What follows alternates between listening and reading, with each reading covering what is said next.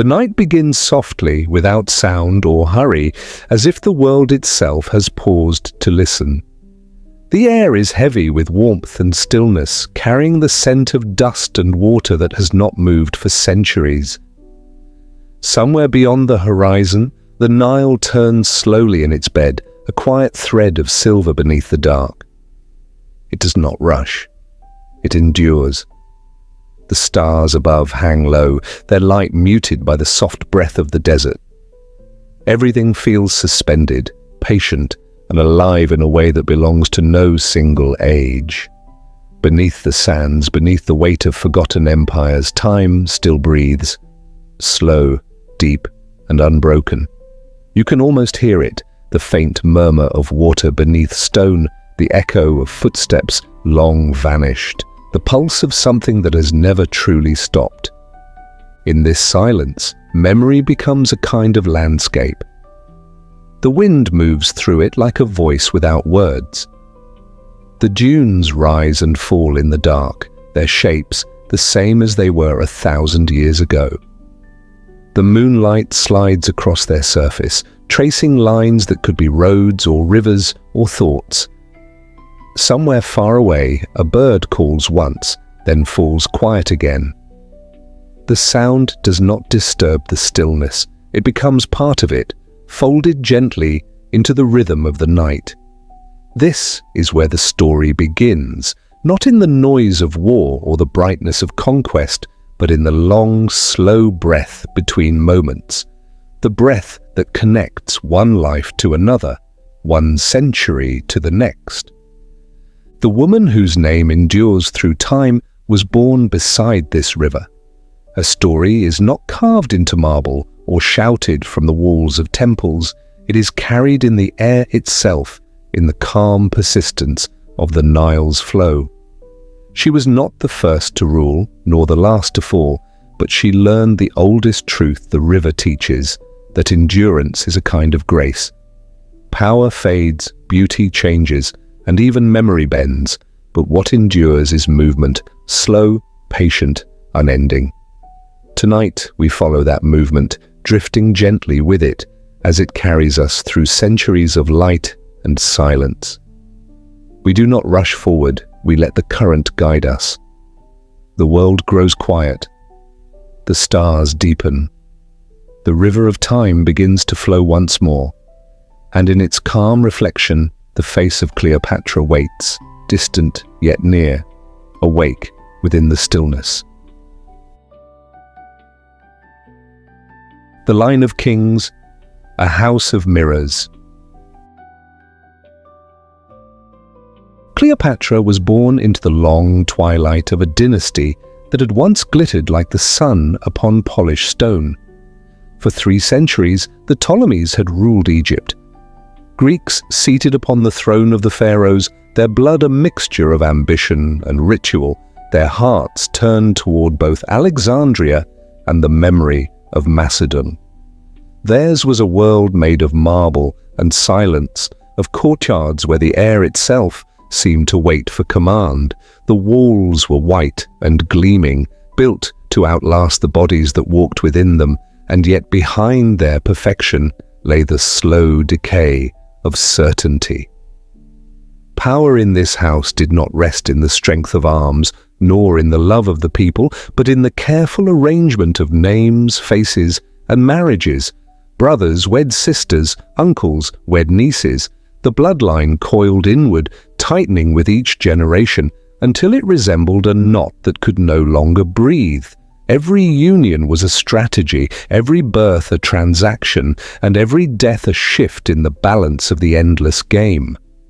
The Ptolemies had inherited Egypt, but they never truly belonged to it.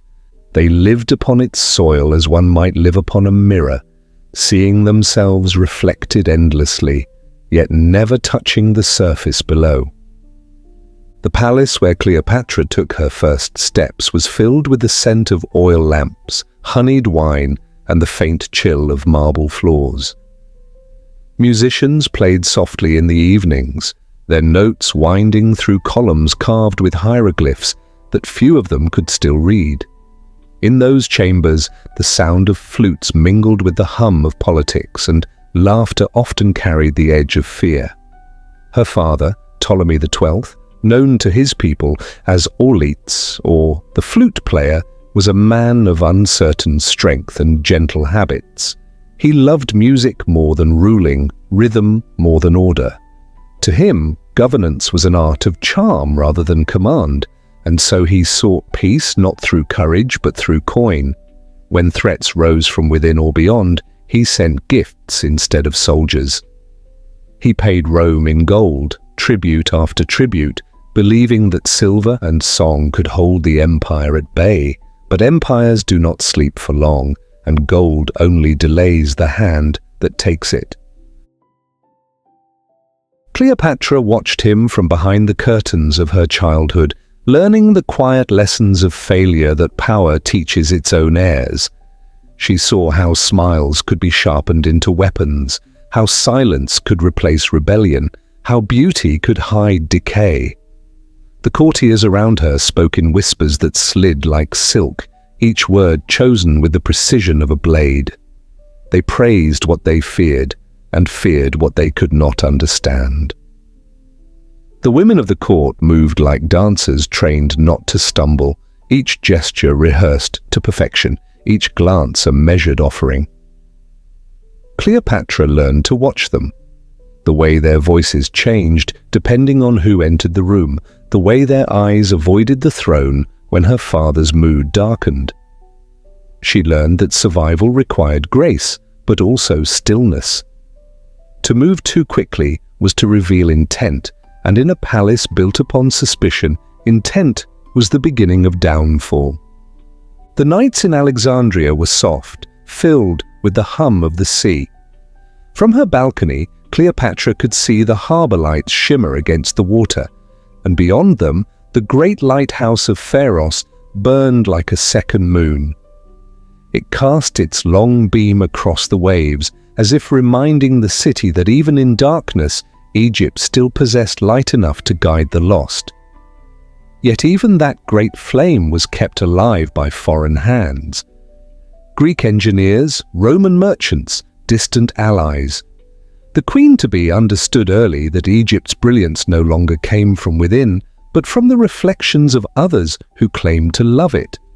Her tutors taught her philosophy, language, and mathematics, but she learned her truest lessons from the air itself, that everything beautiful was also fragile, and that every throne eventually learns to tremble beneath its own weight. Her father's reign drifted between harmony and uncertainty. When music played, he smiled. When Rome sent envoys, he trembled. The Senate in faraway lands had begun to watch Egypt not as a neighbor, but as an inheritance waiting to be claimed.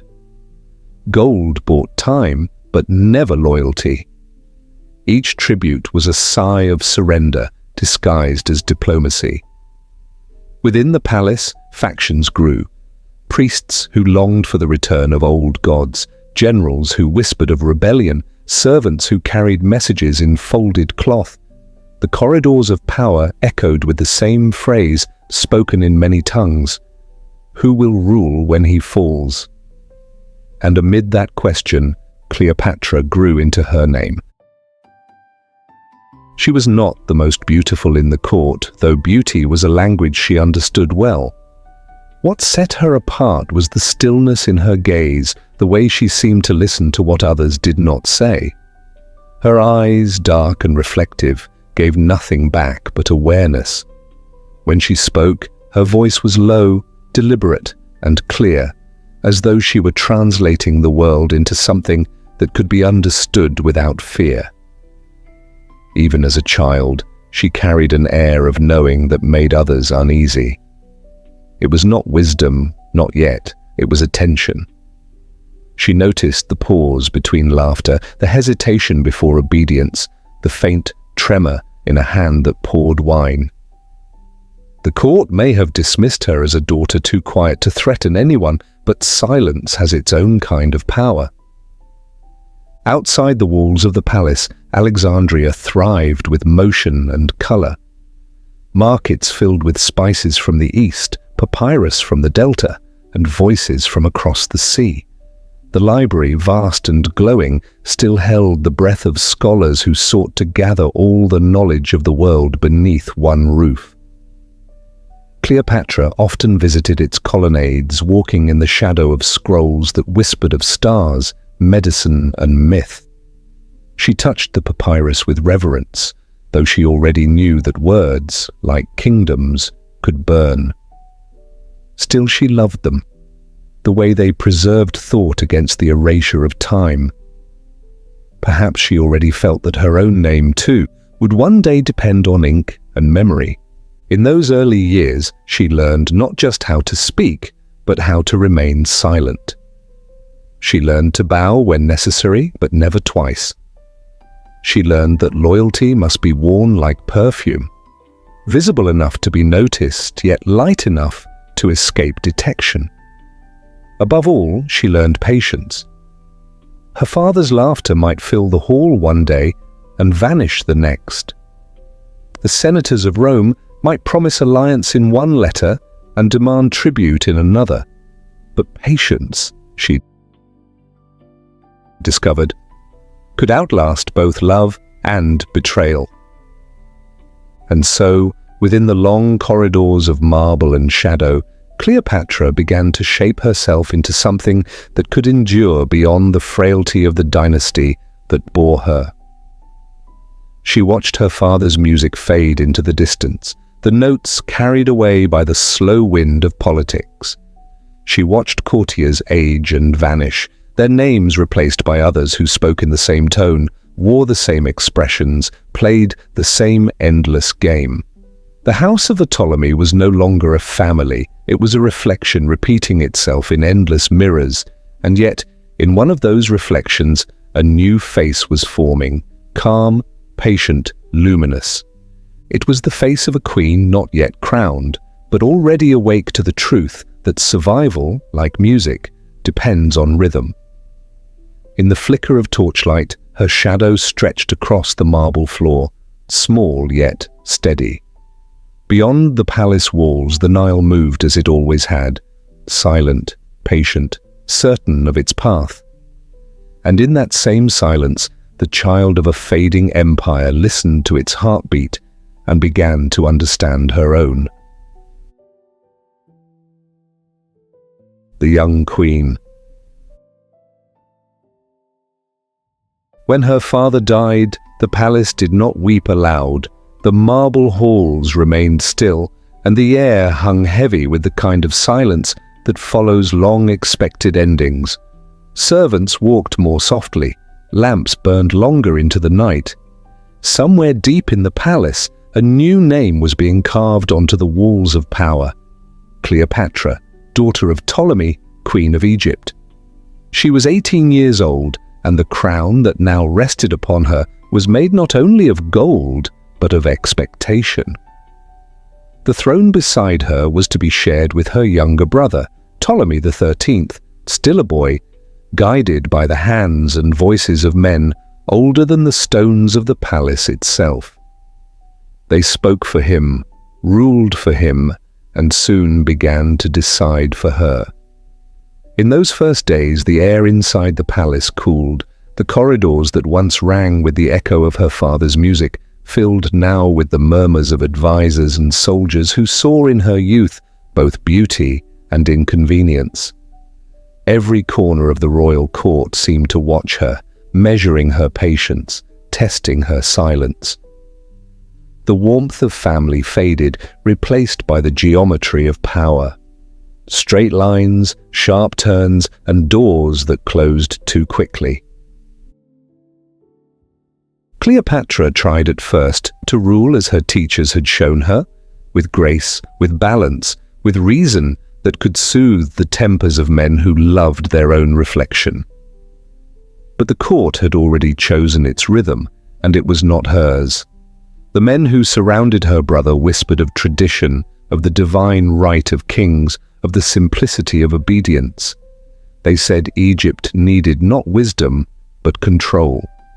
They saw in her intelligence a danger, in her voice a challenge. and so quietly they began to erase her presence. Her name was omitted from decrees, her likeness removed from coins, her words replaced with others, spoken in her name. It was not exile at first, but exclusion, the slow dimming of her light within her own house. When she resisted, they gave her silence. When she spoke, they answered with smiles that meant dismissal. In the end, it was not betrayal that removed her, but policy. One morning, before dawn, she was told to leave. There was no shouting, no ceremony, only the sound of sandals on stone and the flutter of a single curtain as she walked past it for the last time. Outside, the wind met her face like a breath of clarity. The palace walls faded into the distance, swallowed by the pale horizon, and for the first time she was surrounded by something that did not wish to control her. The desert. The desert became her first teacher. Its silence was not the silence of fear, but of patience. Its emptiness was not absence, but balance. Each grain of sand seemed to hold memory, each dune a lesson written by the slow hand of time. Here, no one commanded her.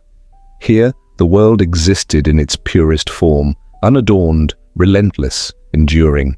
By day, the heat pressed down like a constant reminder of fragility. By night, the stars opened above her, cold and infinite.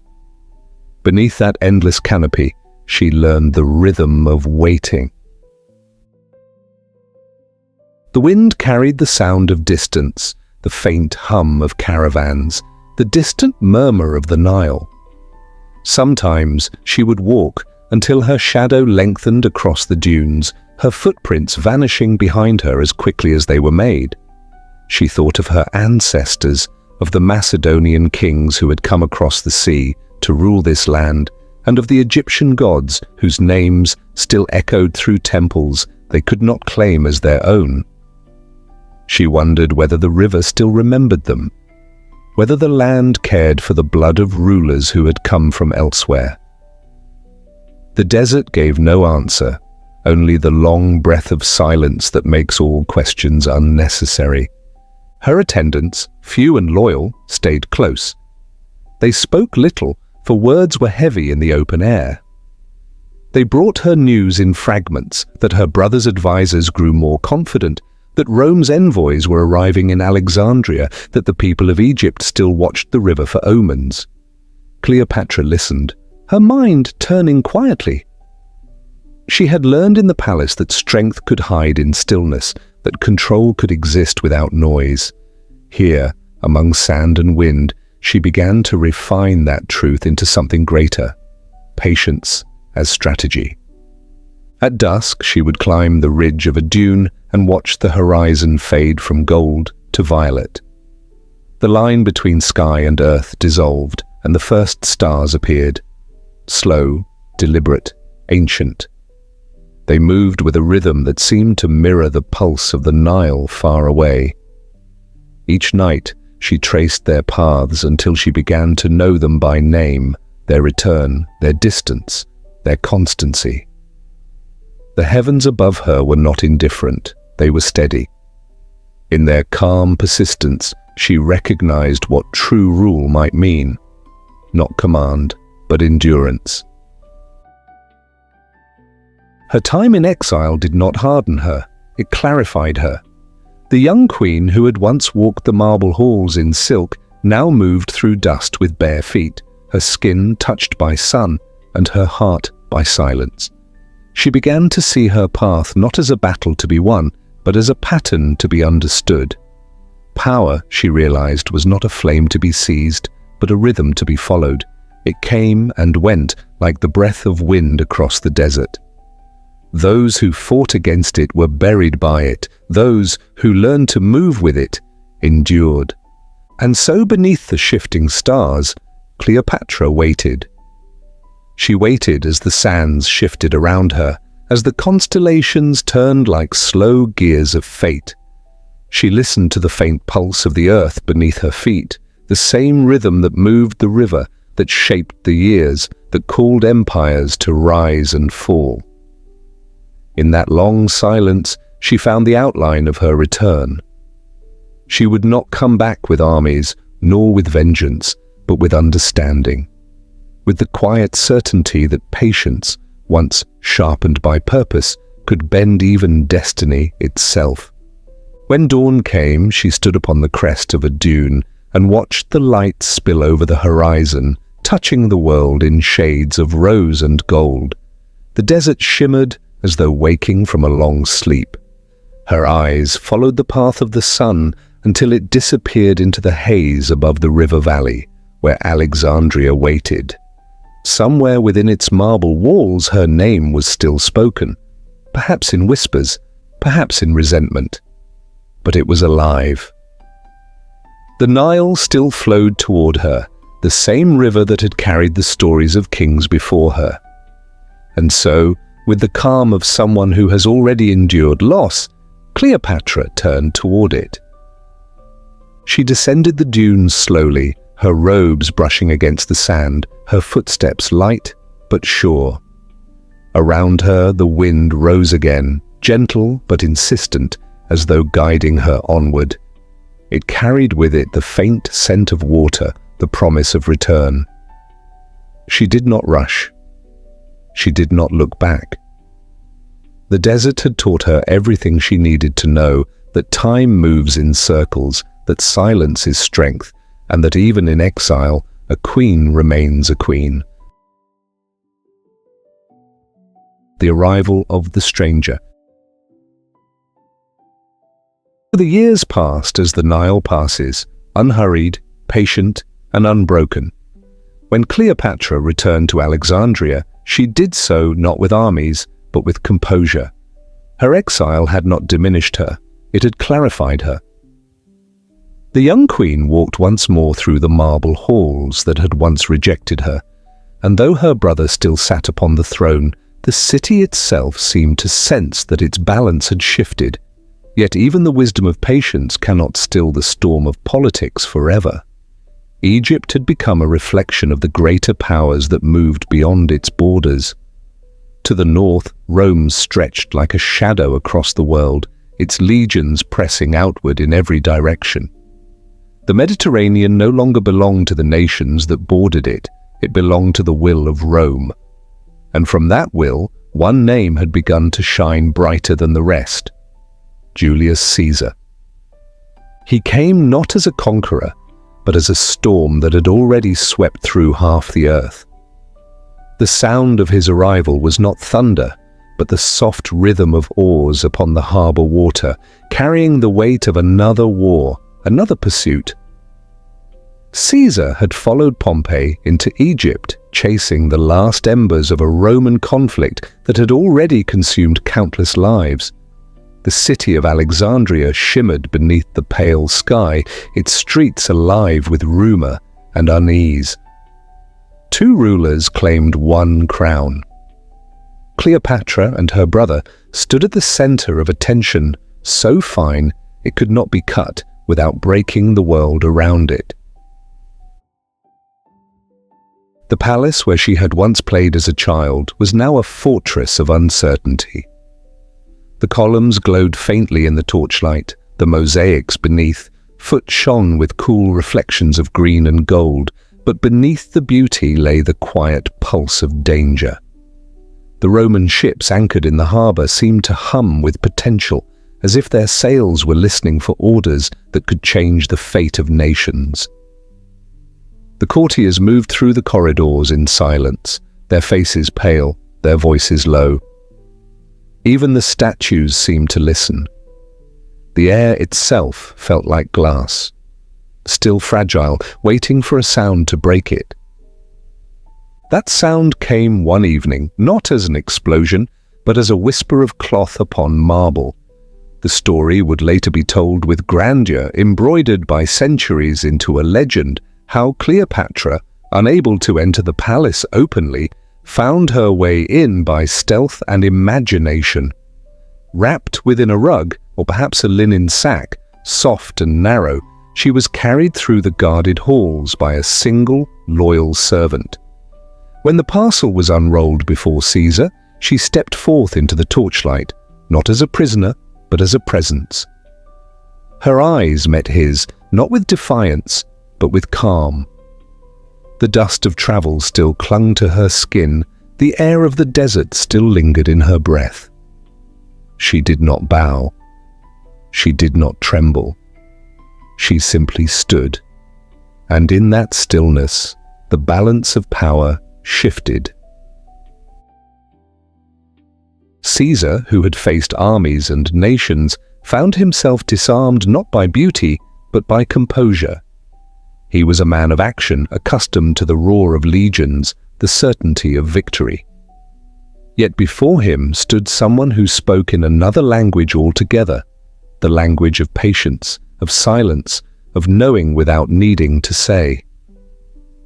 When she spoke, her voice was low and even, carrying no trace of fear. She did not plead for her throne.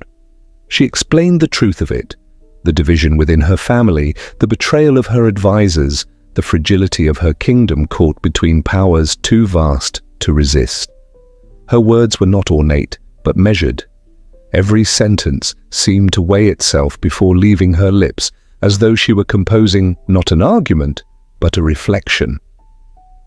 Caesar listened, and in listening, he began to understand the rare symmetry before him. A woman who matched his command with quiet intelligence. Their first conversation lasted long into the night. Outside, the harbor was still, the city's torches burned low, and the sea pressed softly against the stone walls as if to listen. What passed between them was not conquest, but recognition. He spoke of Rome, its order, its ambition, its endless hunger for expansion. She spoke of Egypt, its rhythm, its continuity, its patience in outlasting all that sought to rule it. Between them, something unspoken formed, not passion, not yet alliance, but equilibrium. Two wills, each aware of the other's strength, circling without resistance. By morning, the decision was made not through decree, but through understanding. Caesar would lend his strength to her cause, not as charity, but as exchange. Egypt would find stability.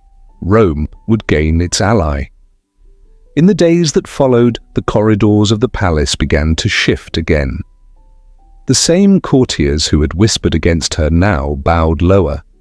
The soldiers who had guarded the boy king watched instead the movements of the queen who had returned not by force, but by intellect. Within weeks, the rebellion that had risen against her began to dissolve. Armies that had once marched under her brother's banners melted back into the desert. The tides of the Nile ran steady again, as though the river itself approved of her restoration. Cleopatra ruled beside Caesar not as a subordinate, but as a mirror. Each reflected what the other lacked, his conquest tempered by her calm, her caution strengthened by his certainty. To the Roman envoys she appeared not as an exotic curiosity, but as an equal, one who understood the gravity of empire and the subtlety required to preserve it. Her court became a place of equilibrium, soldiers and scholars, diplomats and dreamers, all moving through halls where silence carried more weight than speech. The people of Alexandria began to speak her name again, this time not with suspicion, but with quiet pride. They saw in her not merely a ruler, but a symbol, the return of a queen who had learned from loss how to lead. At the harbor, the fishermen would point toward the palace at dusk, where the torches burned in steady lines, and say that the light had changed. It was softer now, steadier, as if the city itself had begun to breathe again. She understood him as she understood the Nile, vast, relentless, and necessary. In his company she did not yield, she adapted. Together they navigated the fragile balance between power and peace. When he spoke of the wars beyond the sea, she listened not with awe, but with the quiet recognition of someone who knew that all empires, no matter how vast, are built upon the same human fragility. The months passed, and the city returned to its rhythm. Markets reopened, ships sailed, the library once again filled with voices debating the nature of stars and fate. Yet beneath the calm, change continued its slow work. Cleopatra's brother vanished from the throne as quietly as she had once been removed from it. In his place, she stood alone, no longer the girl who had been cast out, but the woman who had returned through understanding rather than conquest. Her rule had begun not with a shout, but with a conversation, and it was that quiet strength that now defined her. In the evenings, when the air cooled and the sound of the waves reached her window, Cleopatra would sit beside the open balcony and listen to the rhythm of the oars that once brought the Roman ships into her harbor. Their echo lingered in her mind, not as a reminder of submission, but of symmetry, of the meeting of two worlds that had looked upon each other and, for a brief moment, found stillness. The Nile flowed below, reflecting the dim light of the stars. Its surface was smooth, undisturbed, eternal. And as she watched it move, Cleopatra understood that her life, like the river, would forever carry within it the merging of two currents: the ancient patience of Egypt and the restless ambition of Rome. The Queen and the River. The years that followed the meeting of the Queen and the Roman brought a long, measured calm to Alexandria. The city, which had once trembled under the weight of armies and arguments, began to breathe again. The sound of hammers returned to the harbors, the markets filled with saffron, papyrus and silk, and the air smelled of both trade and renewal. In the palace, the torches burned steadily, their light reflected in polished floors and golden bowls. The echoes of conflict had faded into the background hum of daily life, the hum of scribes writing, servants walking, and the distant whisper of the Nile turning through the heart of the city. Cleopatra ruled as if she had always been meant to, her presence neither loud nor forced, but complete, like the calm at the center of a long river. The Nile had always been Egypt's truest monarch, and Cleopatra understood this better than most. She ruled beside it as others might rule beside a mirror, watching its moods and seasons, shaping her governance in its image. In the mornings, she would rise before the sun and walk to the open terraces that overlooked the river's slow curve. The mist rose in veils of silver and gold, and the air carried the scent of water lilies and damp earth. The fishermen below moved in silence, their oars cutting faint ripples into the stillness. To watch the Nile was to understand endurance, the art of movement without haste, strength without noise. And in time, Cleopatra's reign began to take on that same quiet rhythm. Her court became a theatre of order where even silence played its part. The grand halls echoed not with fear, but with discipline. Each meeting began on time, each word was measured, each gesture rehearsed until it seemed effortless. Ambassadors from distant lands, Rome, Nubia, Judea, Parthia, crossed the marble thresholds and found themselves in a world that felt both ancient and alive. They spoke of politics, of trade, of tribute, but Cleopatra listened beyond their words, hearing what they did not say. She spoke in their tongues, for she had learned more than a dozen languages. Few rulers could do the same. When she spoke Greek, her voice was smooth and deliberate. When she spoke Egyptian, the sound deepened, carrying a weight that made even the priests lower their heads. To her, language was not performance, it was control, the ability to dissolve distance with sound alone. Those who met her often described the same thing, the sense that she belonged entirely to the moment, that her presence gathered the air around her and made everything still. She did not command attention, she held it. Her eyes did not flash or demand, they observed. When she sat upon the throne, she seemed less like a ruler displaying power than a reflection of it. Calm, balanced, immutable. There was no need for excess, no need for spectacle. She understood what her father had never learned, that true command was not the raising of one's voice, but the mastery of silence. And so her court moved like the flow of the river, steady, measured, inevitable. In the heat of midday, the palace would fall into a kind of hush. The sound of sandals softened along the corridors, the gardens shimmered with golden dust, and somewhere deep within the halls, musicians would begin to play. The music was slow, almost meditative, flutes and strings in unison, echoing the rhythm of the Nile itself. Cleopatra often listened from her study, where scrolls lay open beside bronze instruments used for measuring stars. She had learned the art of astronomy from the scholars of the library, who traced the movements of the heavens as though they were reading the mind of time. At night, she would climb to the roof and watch the constellations drift across the sky. The stars, she believed, were the river's reflection. Water above, water below, all bound by the same eternal flow. When her son was born, the city seemed to glow brighter. The morning of his birth came with no fanfare, only the soft ringing of temple bells that carried through the dawn. Cleopatra named him Caesarion, Little Caesar, a name that bound him both to her homeland and to the empire across the sea.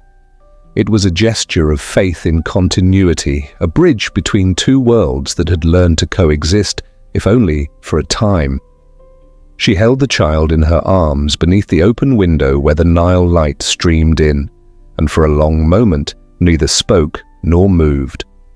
The river passed silently below, its surface catching the reflection of mother and child.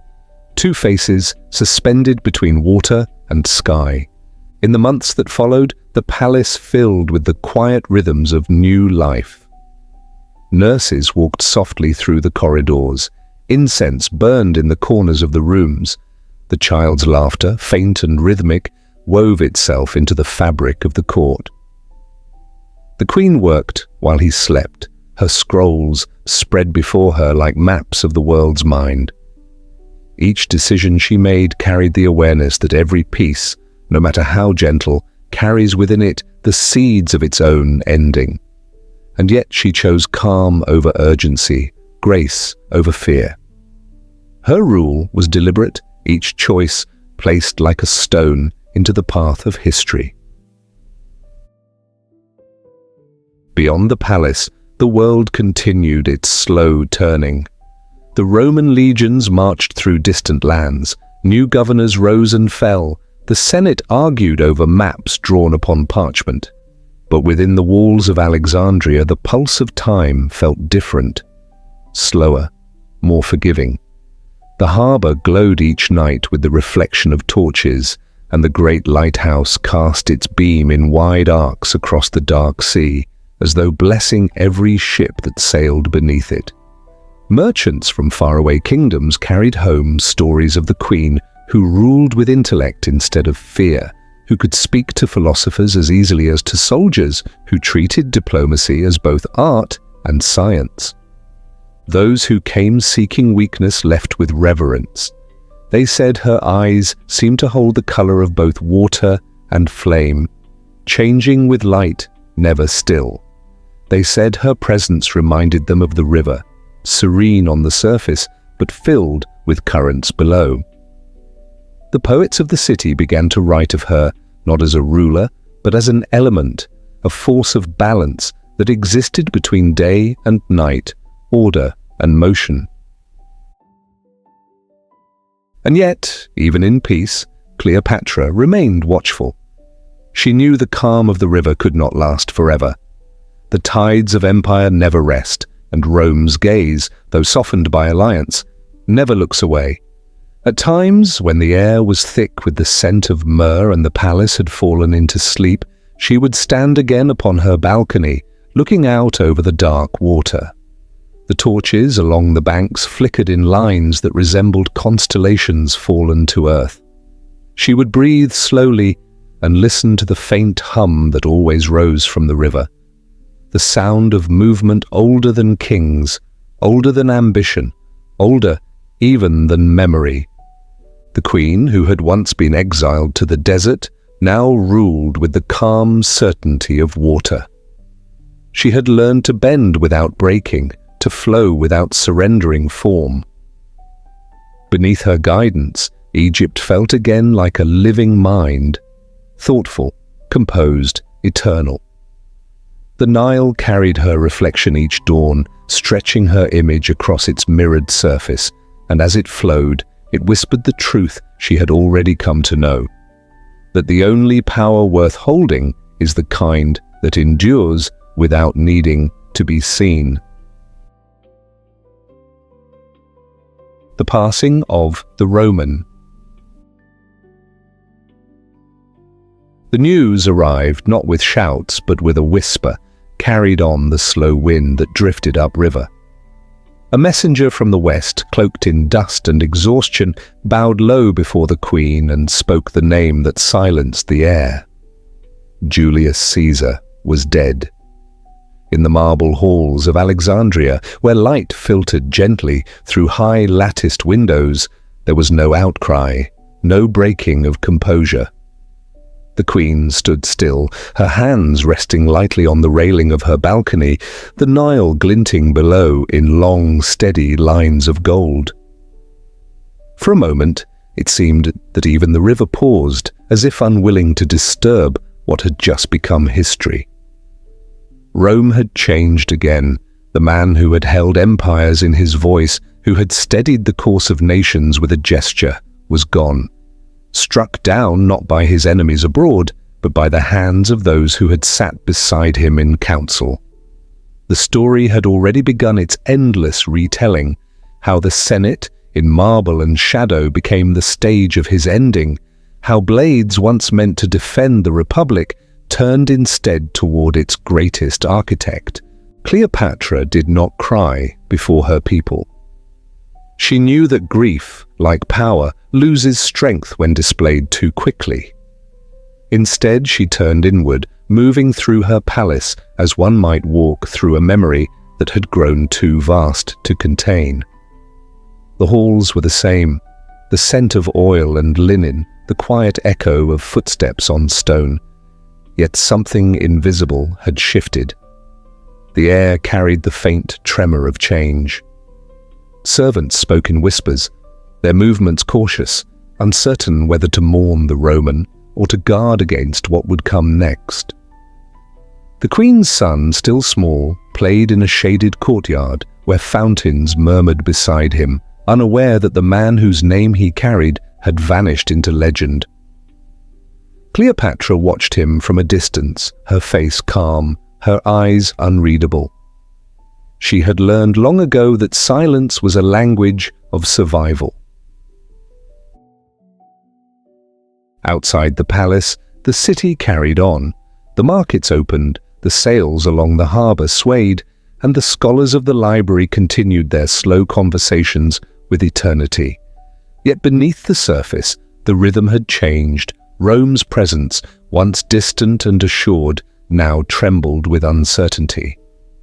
Caesar's death had split the great empire into three: Octavian, the quiet strategist; Mark Antony, the soldier of fire; and Lepidus, the intermediary whose loyalty bent with the wind.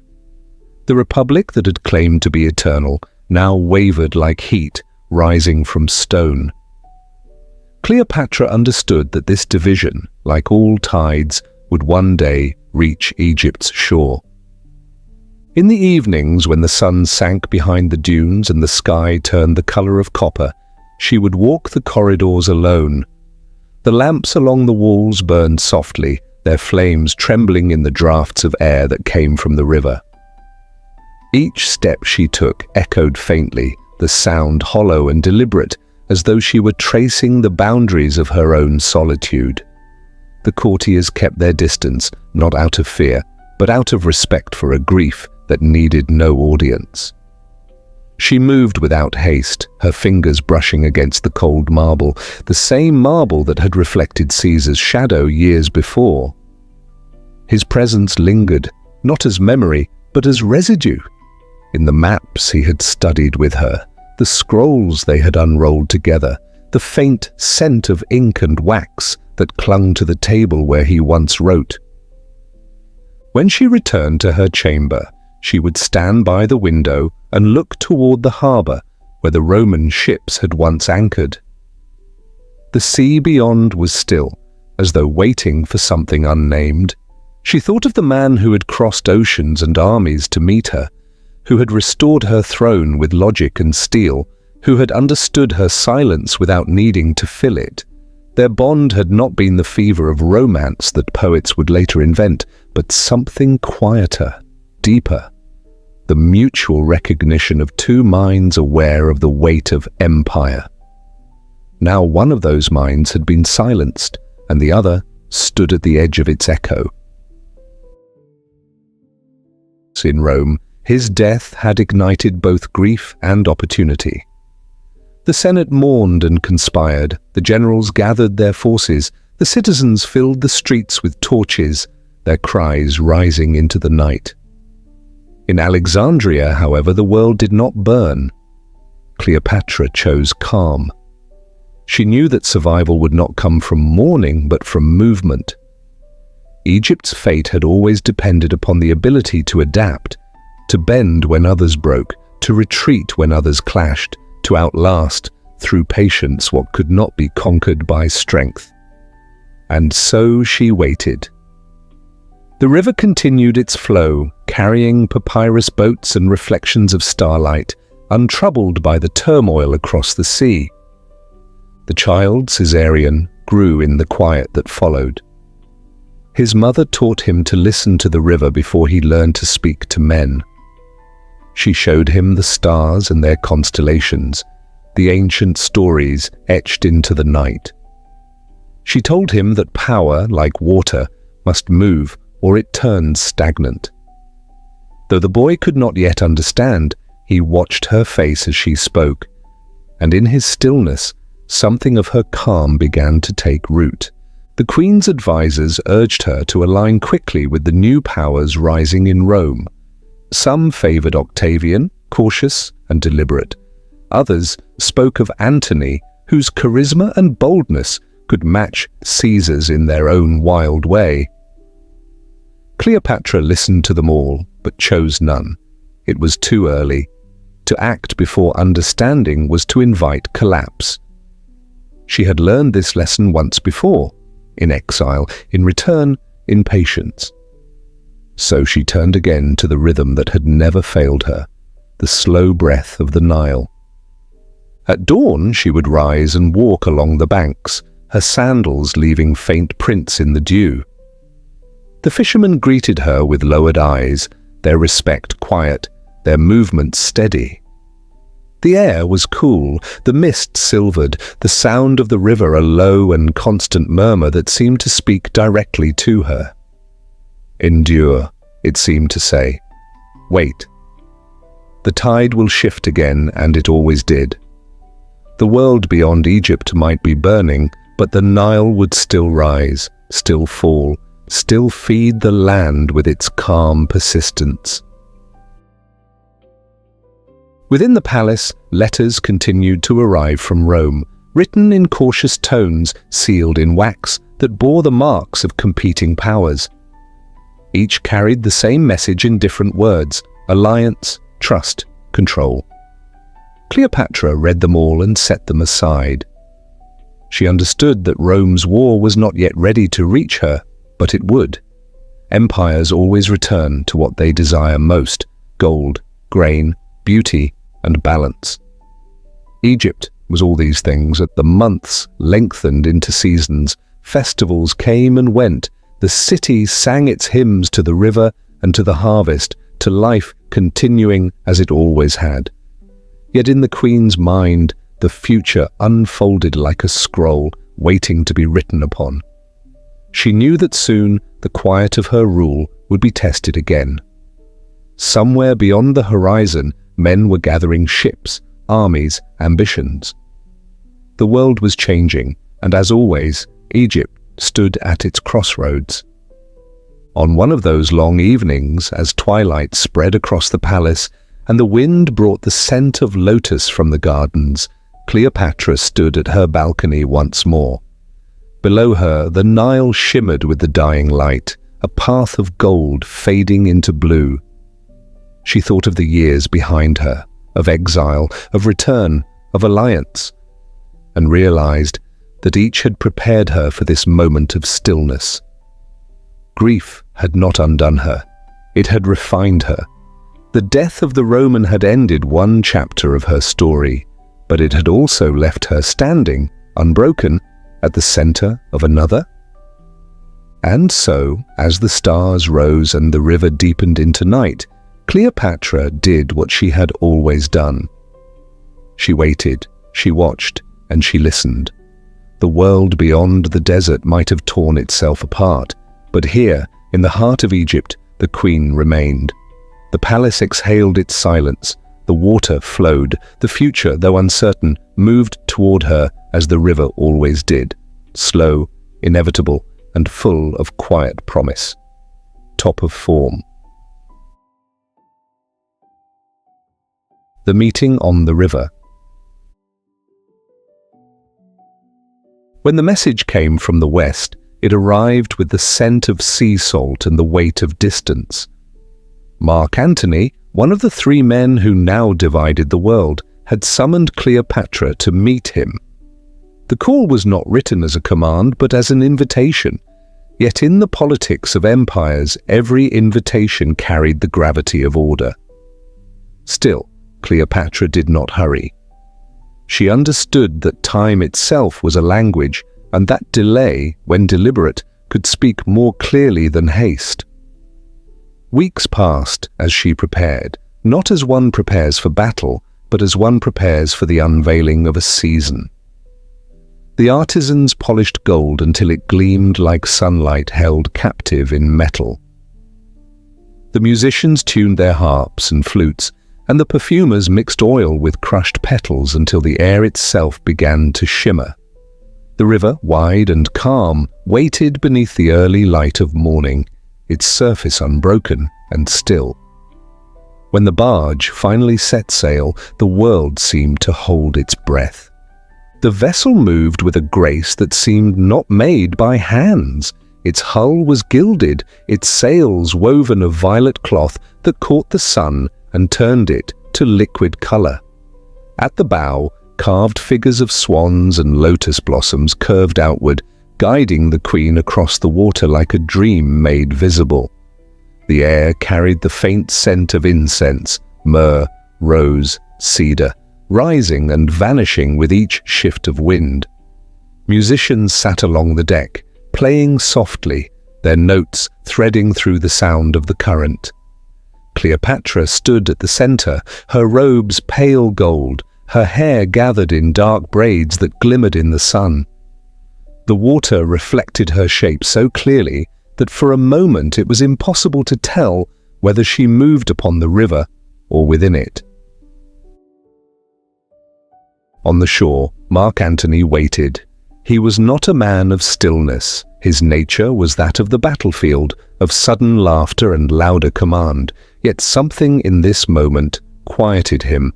The sight of the queen's barge gliding through the haze of morning seemed to unmake the usual rhythm of war and rule.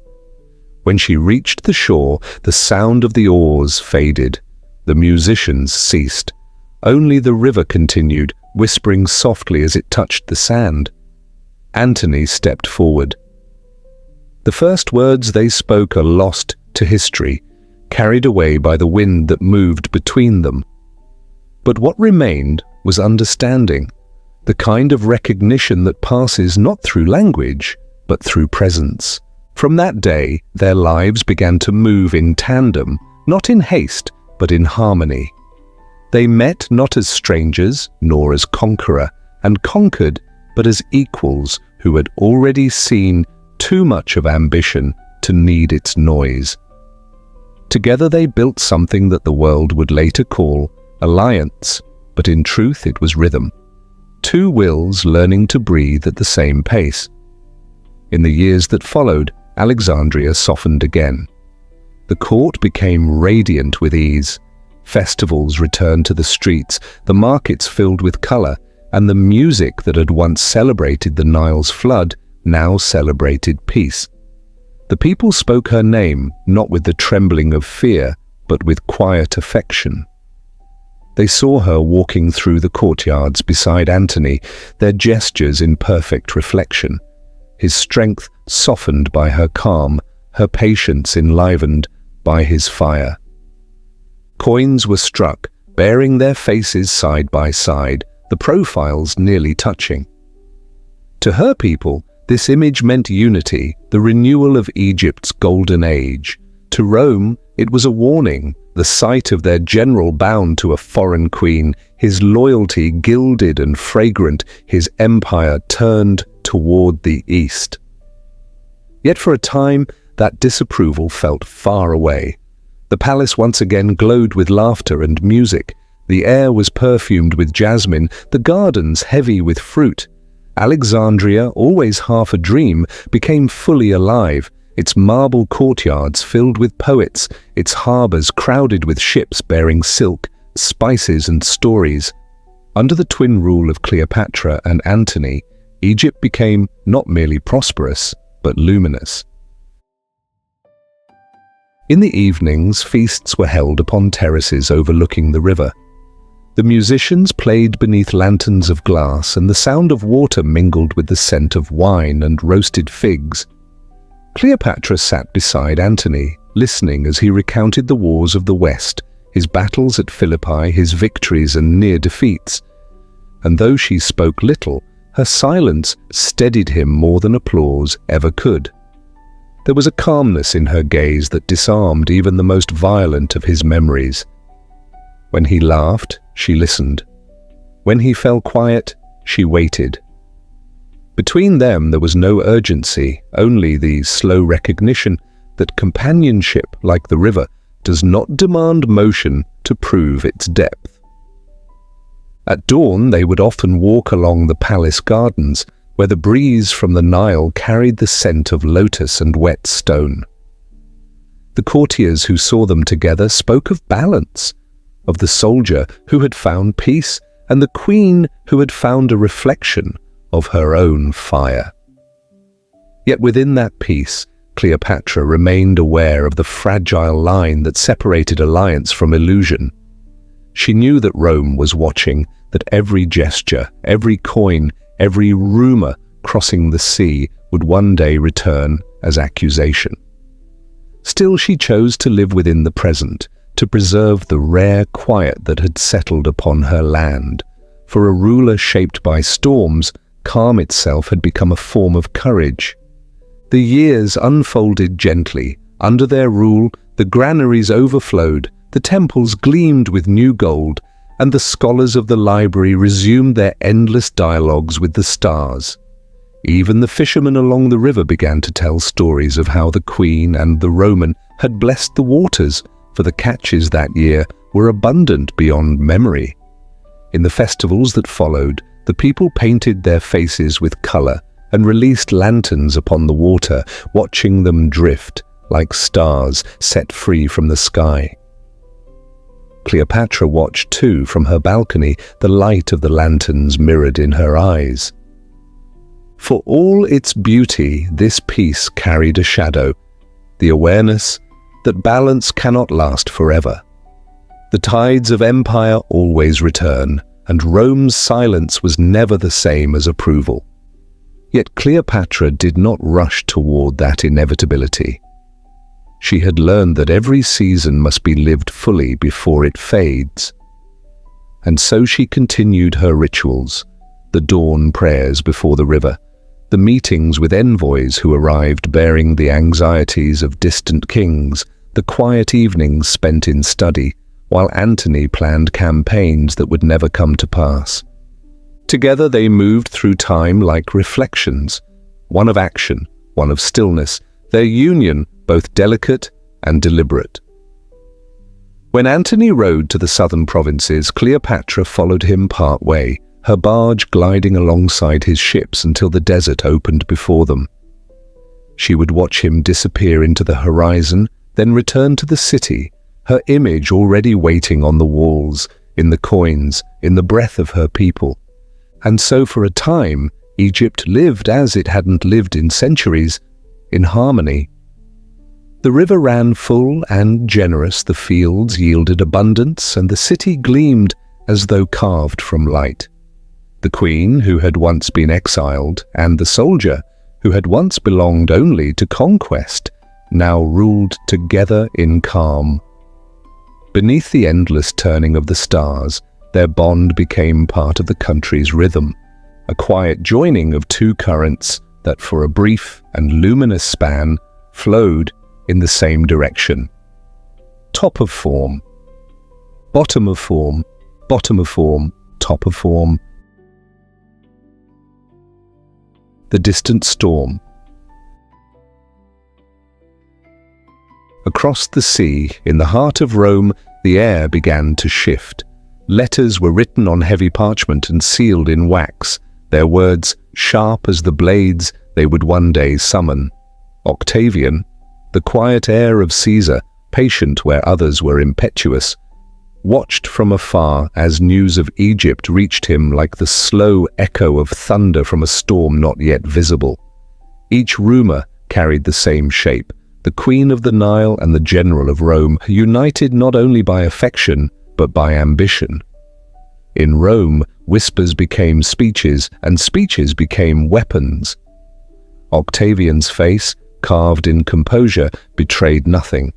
But beneath that calm, something precise and cold was forming, a plan to reclaim the narrative of empire. The Mediterranean lay between them, wide and glittering beneath the late summer sun.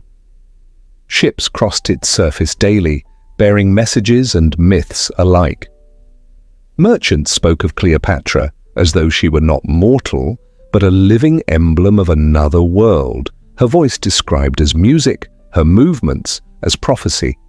To some she was divine grace, to others a dangerous illusion.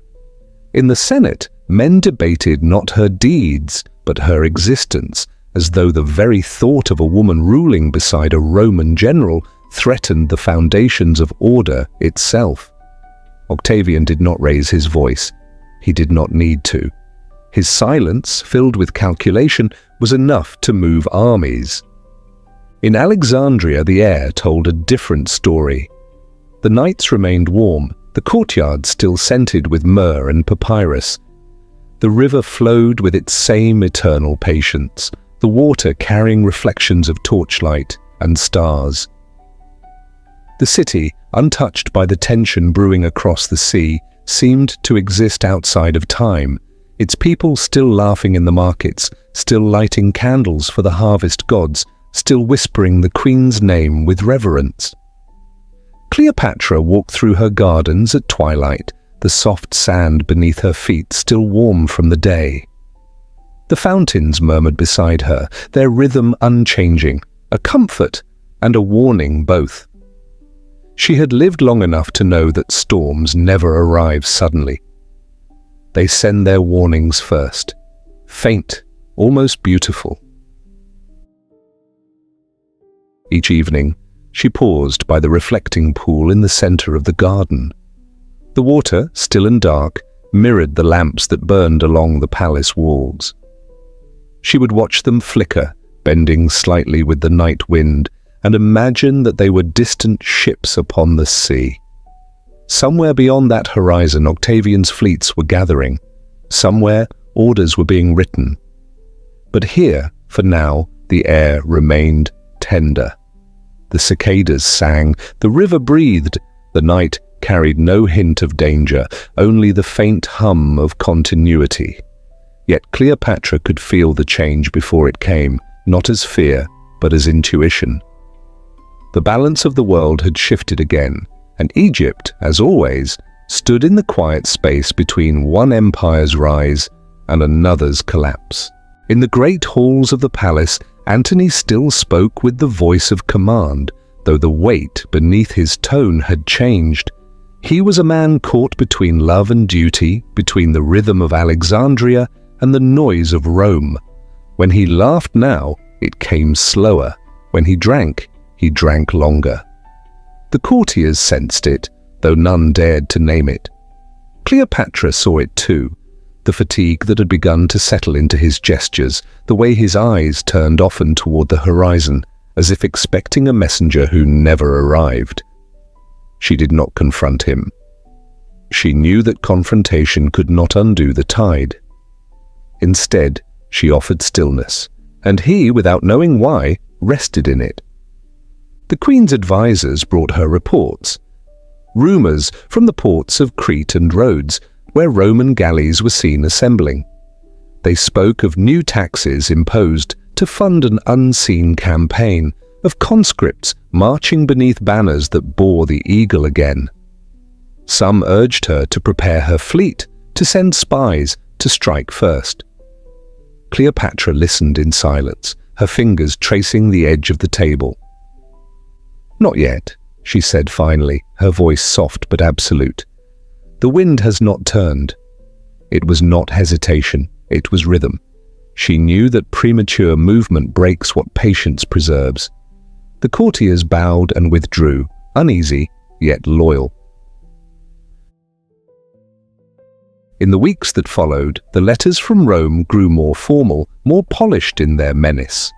Octavian no longer wrote of alliance or peace, but of duty and purity, of saving Rome from corruption, of restoring virtue to the empire. His words were not directed at Antony alone, but at the image of Cleopatra that he had built within the Roman imagination. He portrayed her not as a queen, but as a spell, a force that had ensnared the mind of a Roman hero and bent it toward the east. The people, weary of years of civil conflict, found solace in the simplicity of this illusion. The fault could be blamed upon a woman, upon beauty itself. Cleopatra heard these words echoed by merchants, by envoys, by the sea breeze that carried gossip from one shore to another. Yet she did not alter her step. Each day she presided over the same councils, spoke to the same scholars, oversaw the same ceremonies. To yield to panic was to concede the illusion of control. Egypt had survived countless empires by refusing to rush toward their tempo. Her court moved as it always had, calm, deliberate, precise. Even the palace guards kept their rhythm of steps unchanged. It was as if the entire city were engaged in a kind of serene defiance, refusing to acknowledge the noise beyond its walls. At night, the queen would climb to the highest terrace of the palace. From there, she could see the lights of ships upon the horizon, faint as stars, moving slowly westward. The wind from the desert met the breath of the sea and passed through her hair like a whisper of time itself. Below her, the fountains continued their music, each drop of water marking a second that slipped toward inevitability. She knew that no empire, no peace, no love lasted forever. Yet she also knew that endings could be shaped, softened, turned into something that endured beyond their own collapse. That too was a kind of rule. When the first messenger from Antony's camp arrived, he brought both devotion and uncertainty. The general's letters spoke of tension within his ranks, of divisions in loyalty, of Rome's changing heart. He assured her of his faith, his strength, his intention to stand beside her, but beneath the words lay exhaustion. Cleopatra read the letter beneath lamplight, the flame flickering against the polished bronze of her desk. She touched the seal of wax where his insignia pressed into it, and for a long moment she said nothing. Then with slow precision she folded the letter and placed it among others, a collection of promises written against the tide of history. Outside, Alexandria continued to live. The city's children chased each other along the harbour walls. The priests lit torches before dawn. The boats carried grain downriver to the sea. To the people, life remained as it always had, anchored to the rhythm of the Nile, to the certainty that its waters would rise again when the season demanded. But to the queen, each day felt slightly altered, as if the light itself had changed colour. The shadows stretched longer in the afternoons. The birds grew restless before dusk. Even the air carried the faint taste of iron. Not yet war, but the memory of it waiting to return. Cleopatra walked the palace gardens as she always did, her hand brushing the leaves of myrrh, her steps slow and deliberate along the paths of stone. The servants watched from a distance, wondering what thoughts moved behind her calm. She paused by the great pool where the reflections of palm trees trembled in the water. The wind stirred gently, rippling the surface, and in that motion she saw her answer. Storms, she knew, do not announce themselves in noise, but in the smallest tremors. A change in the air, a silence that lasts too long. She turned her gaze upward toward the darkening sky and waited. The first faint gust brushed her cheek, carrying with it the scent of the sea. The storm was still far away, but she could feel it coming. And so Cleopatra did what she had always done in the face of fate. She stood still, unhurried, graceful, her eyes open to the horizon. For in stillness there is strength, and in waiting there is wisdom. The wind would come when it was ready, and when it did, she would meet it as she had met all things, not with fear, but with quiet understanding. The Battle of Actium. It began not with fury, but with fog. The dawn came pale and uncertain, veiled in a thin silver mist that hovered over the Ionian Sea like breath over glass. The sails of hundreds of ships stood still in the grey light, their colours muted, their shadows faintly doubled on the water. For a long moment there was only silence, the kind that gathers before movement, dense and listening. The oarsmen waited, hands poised above the long handles, their eyes turned toward the horizon where the sound would come. The sea itself seemed to tremble, caught between stillness and storm. Somewhere behind the haze, the Roman banners shifted. Somewhere else, the Egyptian fleet stirred. The air was heavy with oil and salt, with the smell of wet wood and iron. Then from across the distance came the first dull rhythm of drums, steady, deliberate, like the heartbeat of an empire. Mark Antony stood at the prow of his ship, his armor darkened by the damp air, his gaze fixed on the widening line of mist ahead. The sea was his battlefield now, though his heart was still bound to the land he had left behind, to the river, to the queen who had followed him here. Behind his flagship, Cleopatra's fleet waited, their sails folded, their hulls lined with gold that caught the dim light. The queen herself stood upon her barge, her figure still and composed. Around her, attendants moved in silence, adjusting ropes, carrying water, waiting for command. She did not speak.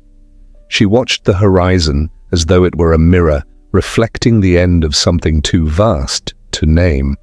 When the first horns sounded, the calm broke. The Roman ships advanced in formation, their lines tight, their prows tipped with iron. The air filled with the sound of water churning beneath oars, with shouts of command echoing across the mist. Arrows hissed, torches flared, and for an instant the sea itself seemed to ignite. The smoke rose in soft grey coils, mingling with the morning fog until sky and sea became one endless trembling veil. Antony gave the signal, and his fleet surged forward to meet them. The oars struck in rhythm, the decks shook with impact. Wood splintered against wood, fire met water, and the two refused to part. Cleopatra's ships held their position at first, their gold reflecting flashes of light between the clouds. She watched as Antony's vessels closed with the Roman line, the noise rising like a storm made of men. The sky turned darker, though the sun had not yet reached its height. It was not fear she felt, but recognition. The understanding that all things, even power, reach their moment of unmaking. She stood unmoving as the wind shifted, carrying the cries of the battle to her. Each sound came softened by distance, the clash of steel, the rush of waves, the sudden crack of flame meeting oil. The horizon began to glow faintly orange where the first ship burned. From Antony's flagship, the battle looked endless. The enemy's formation, curved like a net, closed around them with deliberate precision. Every advantage of wind and number belonged to Rome, yet still his men fought, row upon row, their bodies moving with the desperate rhythm of survival. He could see Cleopatra's fleet in the distance, their banners pale against the haze, their silence unnerving in its composure. He thought for a moment of turning toward her, of breaking the line and moving east to safety. But pride and duty held him still. He would not retreat while there was yet resistance to be made. The sea, however, did not bend to valor. It swallowed noise, flame, and ambition alike. Then through the smoke came the faintest tremor of change, the shifting of sails, the glint of gold turning away from the light. Cleopatra's fleet had begun to move. Slowly, almost imperceptibly at first, the great ships turned their prows southward, their oars dipping in silence. To those who watched, it seemed as if the sea itself had begun to withdraw. No order was shouted, no alarm raised. The Queen's vessels simply drifted out of the heart of the battle, their departure as graceful as their arrival. Some would later call it flight. Others would call it strategy. In truth, it was neither. It was the understanding of limits, that what cannot be preserved whole must sometimes be carried away intact in silence.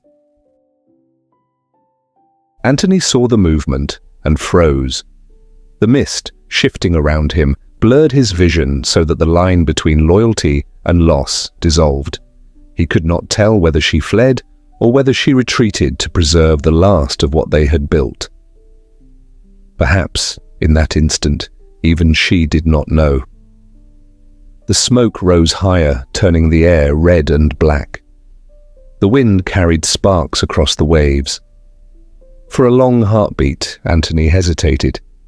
One man caught between duty and devotion, between the empire that had raised him and the woman who had taught him stillness. Then he turned his ship toward hers. The decision was quiet, almost invisible, but it ended the war before the sun reached its zenith. The sea closed behind them, the noise of battle fading into the distance like a storm passing inland. The Roman formation tightened, sealing its victory not with triumph, but with exhaustion. On the decks of the defeated ships, the survivors lowered their weapons, their faces streaked with salt and ash. The air was thick with smoke, the water dark with shadow. Somewhere beneath that chaos lay the remnants of empire. Splintered oars, broken shields, the reflections of men who had given everything to a cause already lost. Cleopatra's ship moved south, its sails half raised, its course steady but unhurried. The oars dipped gently, their rhythm unbroken. She stood at the stern, watching the horizon darken behind her. The sounds of war still reached her faintly. A distant murmur of thunder, a low, lingering echo of what had been. Yet before her stretched only quiet water, the color of molten silver beneath the afternoon light. The wind touched her hair and carried away the last traces of smoke.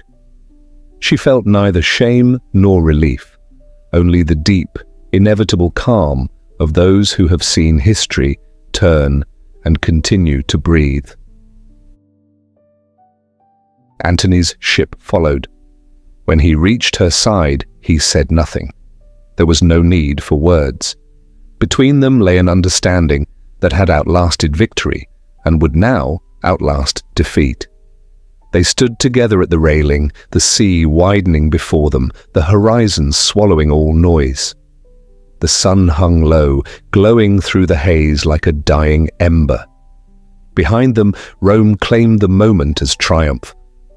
But here, between the fading light and the slow pulse of the sea, it felt like something quieter.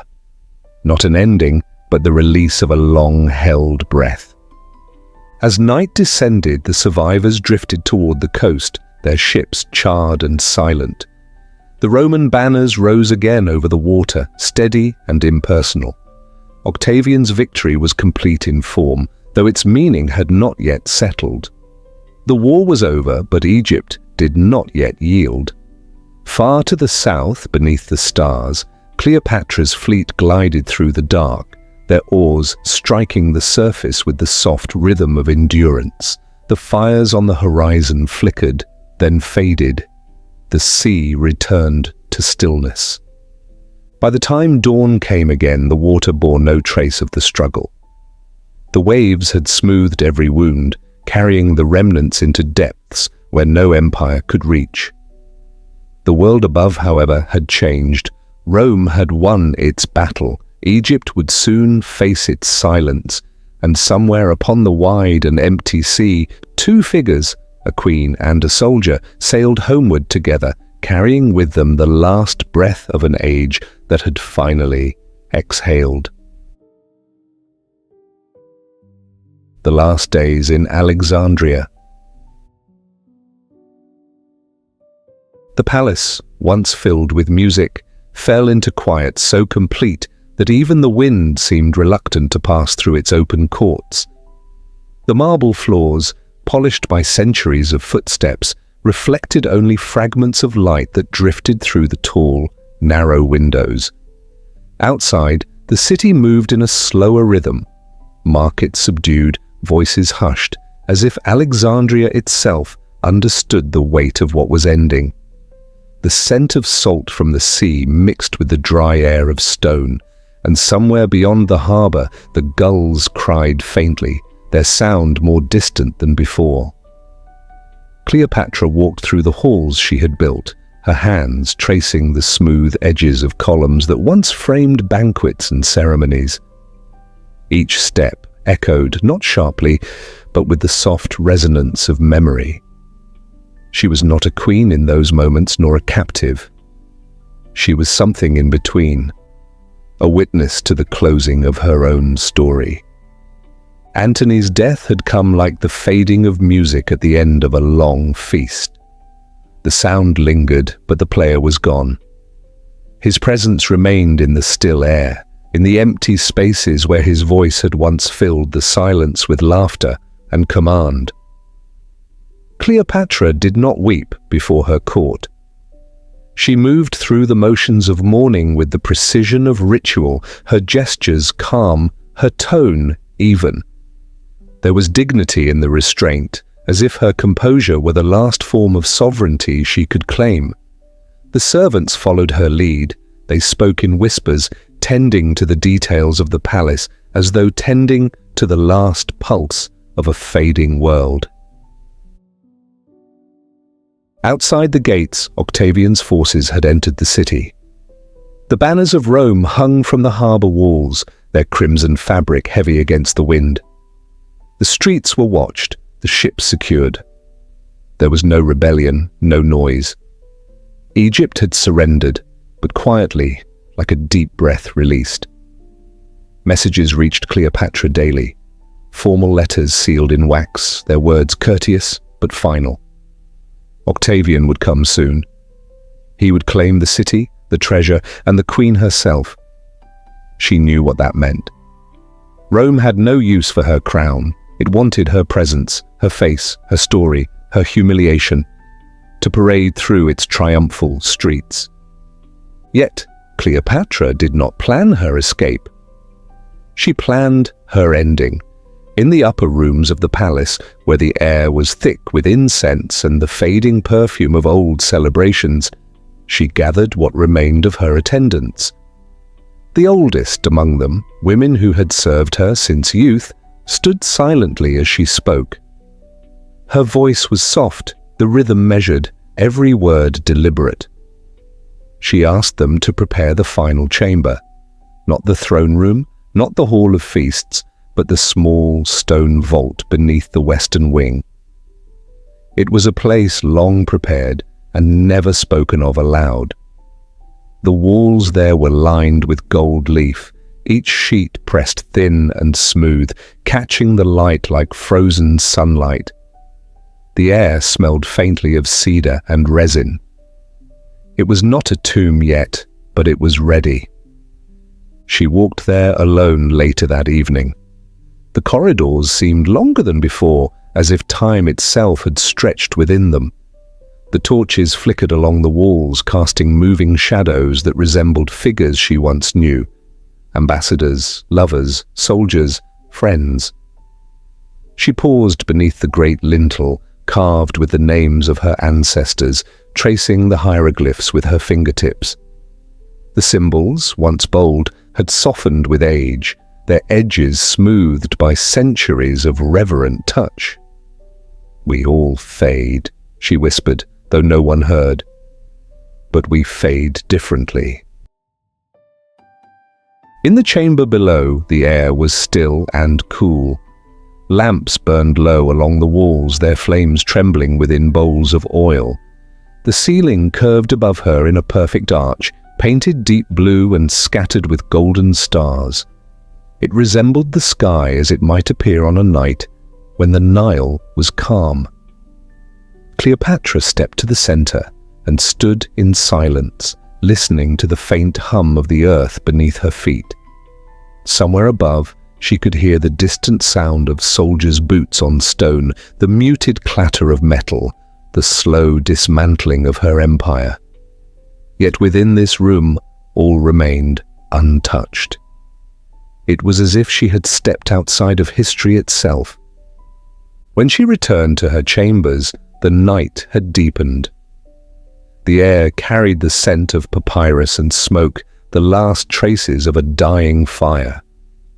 She dismissed her attendants gently, one by one, until only her two most trusted women remained. They knew her intentions without being told. Together they moved through the quiet tasks of preparation, folding linens, sealing letters, gathering small tokens of memory. Cleopatra wrote for her children, for Caesarion, her son now hidden somewhere far from Rome's reach. Her handwriting was steady, each line a thread pulled carefully through the fabric of finality. She did not ask for remembrance, she described only the calm that comes when one accepts the shape of the end. Later, when a messenger brought word that Octavian would arrive by morning, she did not change her pace.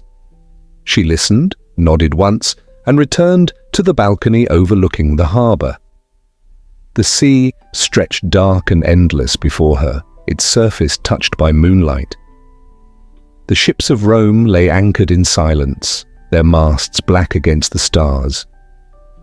The wind moved gently, stirring her robes, carrying with it the faint rhythm of waves against stone.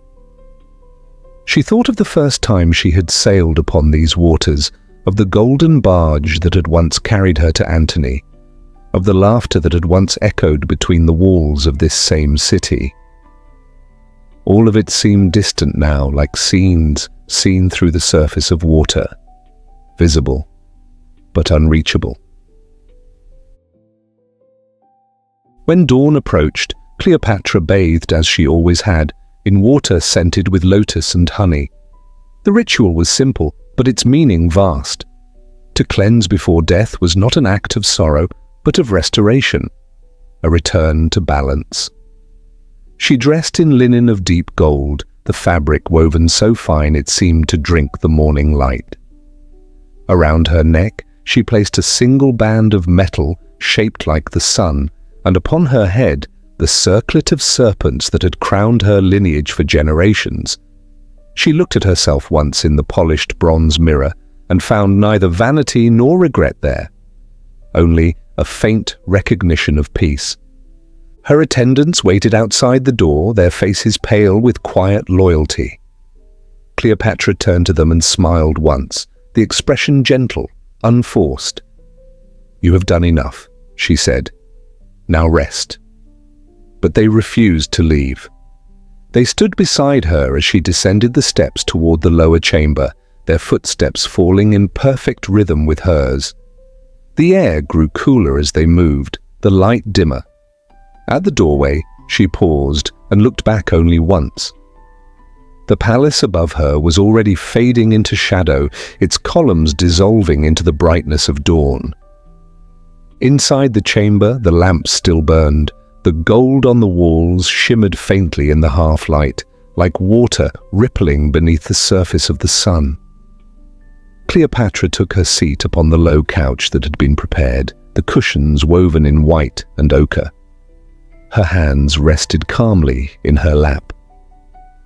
On the small table beside her lay a basket covered with a linen cloth. Beneath it, something shifted, silent, coiled, alive. The attendants exchanged no words. They knew what waited within. Outside, the city began to wake. The noise of life, merchants calling, doors opening, waves striking the harbour stones, returned slowly, unaware of what was happening within the palace walls. Cleopatra lifted the cloth from the basket, her motion unhurried. She looked at the creature within, its body shining faintly in the lamplight. For a moment, her gaze softened, not in fear, but in recognition. The end, she thought, was not an intrusion, but a completion. She closed her eyes and leaned back, exhaling slowly. The attendants knelt beside her, one holding her hand, the other steadying the lamp as its flame flickered once and steadied again. The light, golden and unwavering, filled the room. Outside, the first rays of sun touched the dome of the palace, painting the marble in warmth. The queen's breath slowed, then ceased, so quietly that the air itself seemed to pause in respect. When Octavian arrived later that day, the city was still. The doors of the palace stood open, the halls swept, the silence perfect. In the golden chamber, he found her seated as if in rest, her crown beside her, her expression calm. The conqueror did not speak. He looked upon the room, upon the gold and the stillness, and understood. Victory had come too late to claim her. Cleopatra had ruled her end, as she had ruled her life, with poise, with precision, and with silence. The walls of her tomb shimmered faintly, reflecting the last light of an empire that had learned how to die beautifully. The Queen's Rest. They said she wore gold on her arms, and the crown still rested upon her dark hair. They said her head was lifted slightly, her eyes closed as though listening for a sound that came from beyond the walls of time. When they found her, the air in the chamber was soft and unbroken, carrying only the faint sweetness of oil and resin. No struggle marked the scene, no trace of fear or haste. It was as if sleep itself had chosen her gently, without pain, without resistance. The lamps still burned in their bowls of bronze, their flames steady, their light sliding along the gold-leafed walls in slow, tender waves. The silence of that room was not emptiness, it was fullness, the final calm after a lifetime spent mastering silence itself. Outside, the city of Alexandria stirred under the weight of another dawn. The streets lay pale and empty, the harbour wrapped in the thin silver mist that rose each morning from the sea. The fishermen moved along the docks without words.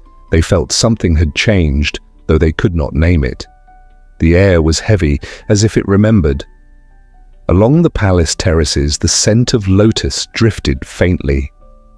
A few doves, startled by nothing, took flight across the river, their wings brushing the surface of the water and breaking its still reflection. The Nile, wide and slow beneath the moonlight, continued its eternal movement. Luminous, patient, indifferent. It had seen kings rise and fall, cities burn and rebuild, and now it flowed past the last breath of a queen who had shaped its banks one final time. Within the palace, the attendants moved softly. They did not weep aloud. Grief in this place had long been disciplined into ritual, and ritual had become its own kind of devotion. They washed her hands with milk and water, wrapped her fingers in linen, and placed beside her the small object she had chosen. A ring, a seal, a polished stone the color of honey. The crown upon her head gleamed faintly in the dim light, its edges catching the glow of the oil lamps. Her robe, woven of the thinnest gold thread, shimmered with every motion of the air. To those who saw her, she did not appear gone, but withdrawn, as if her presence had simply stepped a little further into the stillness she had always known was waiting. Octavian arrived at midday. The soldiers who accompanied him had grown accustomed to victory, to the noise of surrender, the chaos of conquest. But what they found here unsettled them. There was no sound of defeat, no trace of resistance, no trophies to claim. Only a stillness so perfect that even their armor seemed to dull in its presence. He entered the chamber last, his steps careful, the echo of metal boots strangely hesitant. When his eyes fell upon her, something in his face changed, though none could read it. He had come to capture a queen, and found instead a presence that had already escaped him. He stood before her for a long time, saying nothing, until one of his men approached with trembling words. "She is gone." Octavian nodded once. His gaze did not leave her. The chroniclers would later debate the manner of her death. Some wrote of poison mixed into a vial of wine, sipped slowly in the quiet of night. Others spoke of the serpent, the asp, sacred to Egypt, brought in a basket of figs, its bite soft as a whisper. The truth was never fixed, nor did it need to be. What mattered was not how she died, but how she ended, unbound, untouched, her own master, until the final breath. The mystery only deepened her legend. Poets would later say that the gods themselves took her, unwilling to let Rome claim what was meant for eternity. But in the quiet truth of that morning, it was simpler.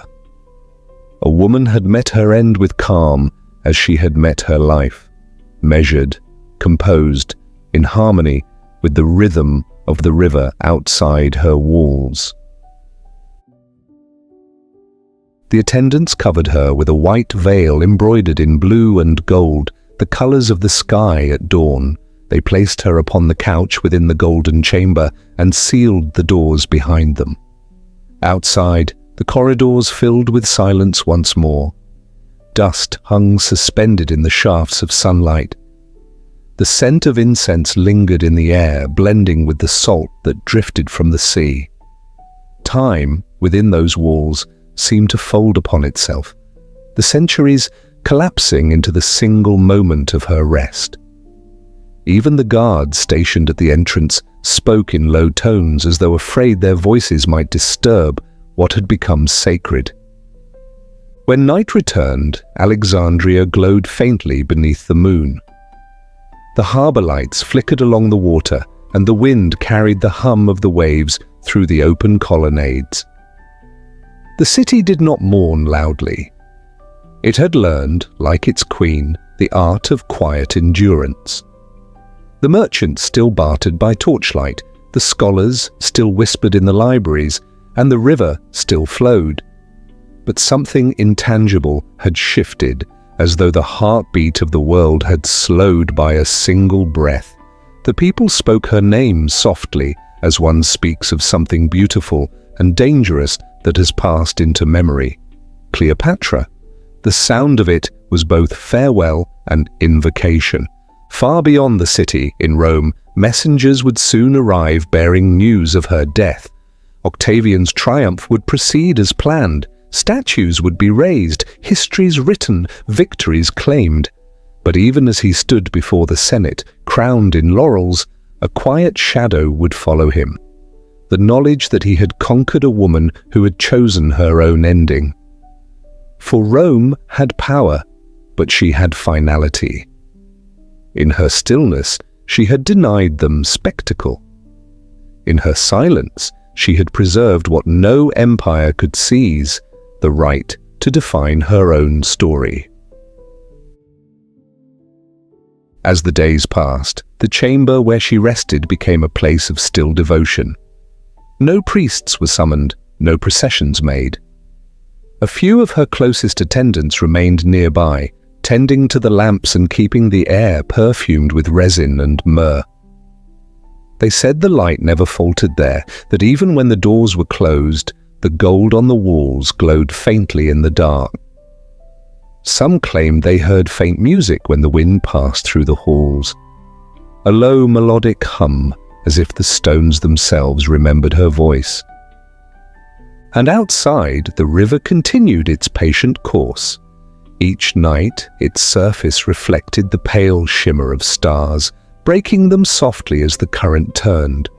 The same river that had watched her rise now carried her story forward, mingling it with silt and time, spreading it through the fields where the people worked and the delta where the sea began. Long after the palace fell to ruin and the empire that had defeated her crumbled in its own age, the water still moved. Slow, luminous, enduring. It did not speak of triumph or tragedy. It spoke only of continuity. Those who came centuries later would dig through sand and stone, uncovering fragments, a seal, a coin, a shard of glass. None would find her body. None could capture the stillness that had once filled that room. Yet her image endured, not in marble, not in gold, but in the imagination of those who understood what kind of strength hides in gentleness. The legends called her many things, a seductress, a ruler, a goddess, a strategist.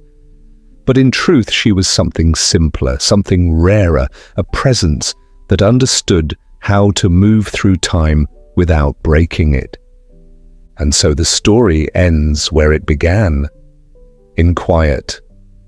The queen rests in her chamber of gold, her breath folded into the silence of centuries, her name drifting like a faint shimmer across the water.